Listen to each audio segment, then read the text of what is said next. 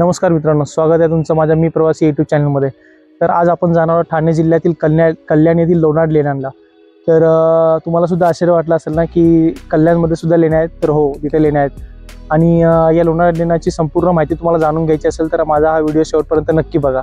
या लेण्या कल्याणपासून सुमारे 11 ते 12 किलोमीटर अंतरावरती कल्याण भिवंडी मार्गाला लागूनच आहेत। इथे येण्यासाठी तुम्ही स्वतःची पर्सनल गाडी घेऊन किंवा कल्याणवरून बस किंवा ऑटोने येऊ शकता। तर हा जो कल्याण भिवंडीचा रोड आहे, इथून आपण आपल्याला एक राईड घ्यायचा आणि राईड घेतल्यानंतर असे थोडे दोन रस्ते आहेत। तर आपल्याला डावीकडचा जो रोड आहे सिमेंटचा, इथून वरती लोणारच्या लेण्यांकडे जायचं आहे। तर हे मंदिर आपल्याला लेफ्ट साईडला दिसेल। तर या सिमेंटच्या रोडने आपल्याला पुढे जायचं आहे। तर फायनली मित्रांनो, आपण जो सिमेंटचा रोड पकडला होता तिथून पुढे आल्यानंतर आता आपल्या म्हणजे जवळपास 400-500 मीटर आल्यानंतर आपण लोणार केवपाशी पोहोचतोय आणि इथं आपल्या बाईक पार्क करण्यासाठी थोडी जागा आहे। तर आता इथं बाईक पार्क आम्ही केली आहे आणि आता लोणार केवपाशी जाणार आहोत। तर मित्रांनो, या छोट्या ट्रेकमध्ये आज माझ्यासोबत आहे संतोष। याची तुम्हाला वेगळी ओळख करून द्यायची गरज नाही, तो नेहमी माझ्यासोबत असतो। या लेण्यांचा इतिहास साधारणतपणे 5व्या ते 7व्या शतकातील मानला जातो। मूळतः ही बौद्ध लेणी आहेत। ही बौद्ध भिक्षूंचे निवासस्थान म्हणून ओळखली जायची आणि प्राचीन व्यापारी मार्गावरती ती निर्माण करण्यात आली होती। तर आपण आता लोणार लेण्यापाशी आलो आहोत आणि तुम्ही बघू शकता एवढ्या परिसरामध्ये हा लेण्या आहेत आणि याला 4 स्तंभ होते, 1 2 3 4। तिसरा स्तंभ तुटलेला आहे। तर तुम्हाला दाखवू शकतो की म्हणजे हे बघा, 4ही स्तंभांची रचना जवळपास सेम आहे आणि एक जो स्तंभ तुटला आहे त्याचे काही अवशेष आपल्याला इथे दिसतात। हे बघू शकता तुम्ही इथे आणि इथे सुद्धा जे काही अवशेष आपल्याला इथे पाहायला भेटतात। लेण्यांच्या सुरुवातीलाच आपल्याला उजव्या बाजूला काही रचना दिसते। त्याच्यामध्ये असं म्हणतात, काही इतिहासकारांच्या मते असं आहे की इथे राजा राणी आणि सेवक असे यांचं दृश्य इथे टिपण्यात आलं आहे। तर काहींच्या मते असं म्हणजे म्हणणं आहे की बौद्ध लेणे असल्यामुळे हे बौद्ध जातक कथांमधील दृश्य आहे। लेण्यांमध्ये कोरीव शिल्पे आहेत। काही खांबांवर आणि माथेपट्टीवरही कोरीव काम आढळते। लेणी विहार स्वरूपाची आहेत। लेण्यात प्रवेश करताना प्रथम वरांडा लागतो, त्याला 4 खांब आहेत। पुढे एक मोठे सभागृह आणि त्यानंतर गर्भगृह आहे।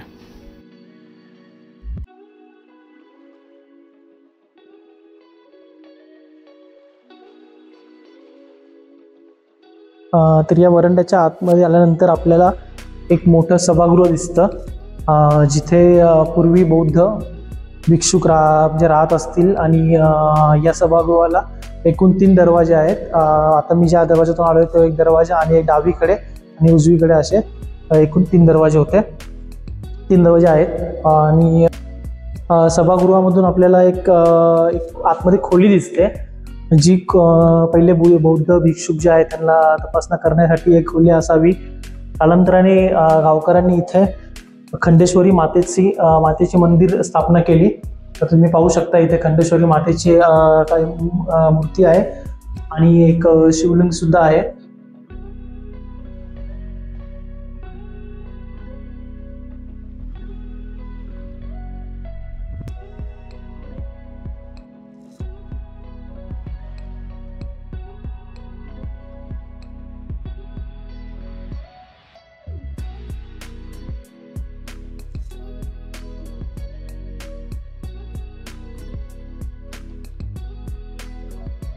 खंडेश्वरी मातेचं हे मंदिर एक जागृत देवस्थान म्हणून ओळखले जाते आणि इकडच्या गावकऱ्यांमध्ये खंडेश्वरी मातेला खूप मानतात। त्यामुळे दरवर्षी नवरात्रीला इथे आवर्जून गर्दी होते। तर इथे पूजा वगैरे असते आणि होमहवन सुद्धा केले जाते। खंडेश्वरी मातेच्या उजव्या बाजूला आपल्याला गणपती बाप्पांची एक मूर्ती स्थापना केलेली दिसते। गणपती बाप्पा मोरया, मंदिर मामा की जय। आणि डाव्या बाजूला सुद्धा अशी एक मंदिराची रचना आहे, ती सुद्धा आपण पाहूया।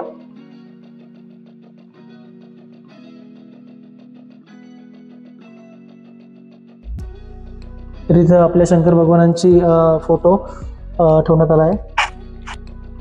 ओम नमः शिवाय। मंदिराच्या डाव्या जो प्रवेशद्वार आहे त्याच्या बाहेर आपल्याला थोडेसे कोरीव काम बघायला भेटते इथे आणि याच प्रवेशद्वाराच्या बाजूलाच एक महिषासुरमर्दिनीची आपल्याला मूर्ती पाहायला भेटते। आणि इथे गणपती बाप्पा कातळामध्ये कोरलेले तुम्ही पाहू शकता.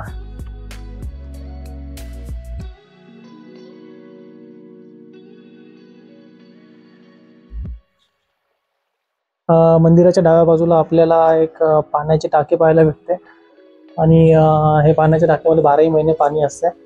सध्या ते पिण्यायोग्य नाही आहे, पण पूर्वी हेच पाणी पिण्यासाठी वापरत असावे.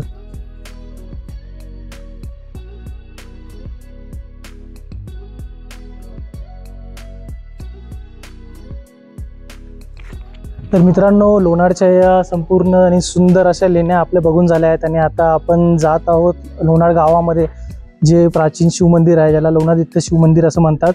तिथं आपण आता जाऊन भेट देणार आहोत. तर ते मंदिर या स्पॉटवरून सुमारे 1 ते 1.5 किलोमीटर अंतरावर आहे. तर चला आपण तिकडे जाऊया. लोणारच्या लेण्यांसाठी आपण पहिले इथून उजवीकडे टर्न घेतला होता आणि ते लोणारमध्ये जे शिवमंदिर आहे त्याच्यासाठी आपल्याला इथून अलीकडेच एक लेफ्ट टर्न घेऊन हे जी जानवळ गावाची कमान आहे त्या कमानीच्या मधून पुढे लोणार गावात जायचं आहे.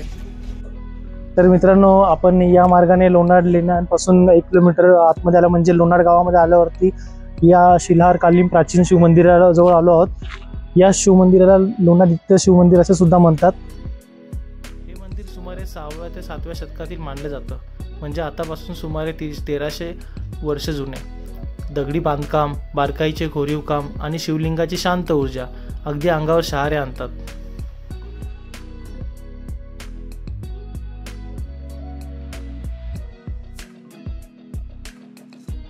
इथल्या भिंतींवर केलेले काम किती सुंदर आहे ना. जुन्या काळात मशीन नव्हत्या तरीही शिल्पकाम इतकं परफेक्ट असायचं. त्या काळच्या कारागिरांच्या कौशल्याला खरोखर सलाम करावं लागेल.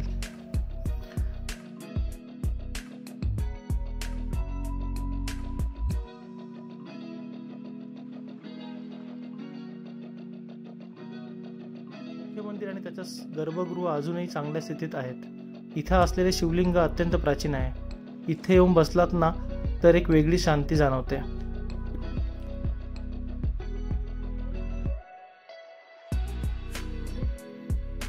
मंदिराच्या उजव्या आणि डाव्या बाजूला सुद्धा आपल्याला काही छोटे मंदिर म्हणजे असल्याचे दिसून येतात, पण सध्या ते पडझड अवस्थेमध्ये आपल्याला दिसत आहेत. आणि तुम्ही बघू शकता इथे एक महादेवाची पिंड आहे.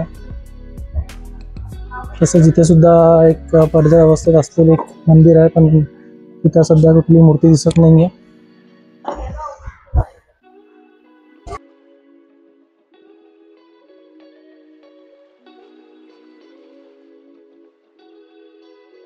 तर आपण आता मंदिराच्या मागच्या बाजूला आहोत आणि आपल्याला मंदिरामध्ये बरंचसे शिल्पकला आणि दगडावरती कोरीव कामं आणि दगडी स्तंभ पाहायला भेटले आहेत. तर याच मंदिराच्या मागच्या बाजूला आपल्याला एक तलाव सुद्धा पाहायला भेटते.